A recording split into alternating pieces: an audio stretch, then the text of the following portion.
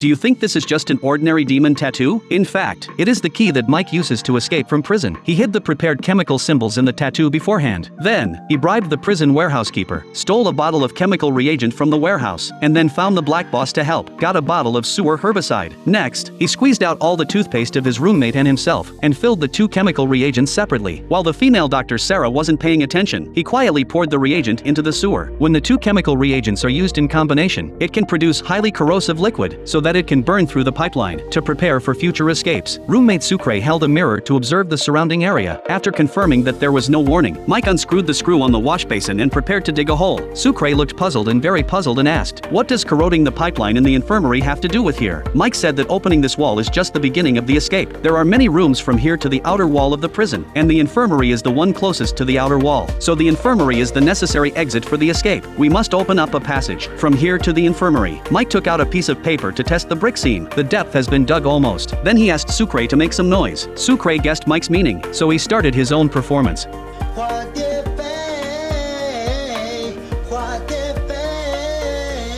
Others sing for money, but he sings to take lives. Soon, Sucre's 18 generations of ancestors were greeted by the prisoners. While taking advantage of the noisy curses, Mike quickly kicked open the wall with his foot, and soon kicked out a hole that a person can crawl in. The warning was dispatched, and the prisoners finally quieted down, and Mike also quietly climbed out of the cell. But this is only the first step of the escape plan. Mike still needs time to study the escape route. When Mike returned to the cell the next day, he unexpectedly saw the warden sitting in his room waiting for him. Immediately, a sense of ominous premonition arose, and he also saw the leaking screw pipe. Fortunately, the warden did not discover anything unusual, but he told Mike a worse news, saying that he received instructions from his superiors to transfer Mike to other prisons, and it will be executed tomorrow. Hearing this, Mike was confused and desperately begged the warden not to do so, but the warden was unmoved, because he was also forced to do so. Speaking of this, it is necessary to mention a huge power outside the prison. As Mike's brother Lincoln said, the brother of the vice president did not kill himself, he was just framed and took the blame for someone else. The mysterious organization deliberately forged the surveillance video of the crime scene and killed all the people who could testify. In the process of clearing the obstacles, they unexpectedly discovered that Lincoln still has a younger brother named Mike and was imprisoned with Lincoln in the same prison with the charge of robbery. With a fart, you know what they want to do. They immediately called a mysterious woman. Obviously, this woman is the real behind-the-scenes boss, so she ordered her subordinates to find the warden and use his previous dead illegitimate son to threaten him, forcing him to transfer Mike to other prisons. Although the warden has a favor to ask of Mike, compared to that, his own family is more important, so he had to do as he was told. But Mike still did not give up. He found Cooper, who had been in prison for 80 years. The experienced Cooper told Mike, "You just need to write an application. Just find an excuse to say that you are not feeling well, and then the superior will reject the application. It will take at least a month to go through the process. In this month, no one has the right to move you. It really is. After listening to one word from you, it is better than reading 10 years of books." Mike immediately did as he was told. After the warden received the application, he had to admit that Mike has learned a lot here. Anyway, the process of going is reasonable and compliant, and he smiled and tacitly approved. Mike restarted the escape plan again. He let Sucre pretend to air the clothes as a cover, while he got into the structural gap in the cell to look for the passage to the infirmary. But Mike found a cement wall blocking the passage, and the cell often called the roll at irregular times. He simply didn't have enough time to break through this wall. He hadn't knocked a few times before being called back. This time was wasted on the road. Just as Mike was at a loss, the smart Sucre came up with a solution. Only when they were put in solitary confinement, the prison guards all backed out, and there was no roll call at all. This way, there will be enough time to dig the wall. But the question is, how can we make the prisoners make a fuss? In order to be put in solitary confinement,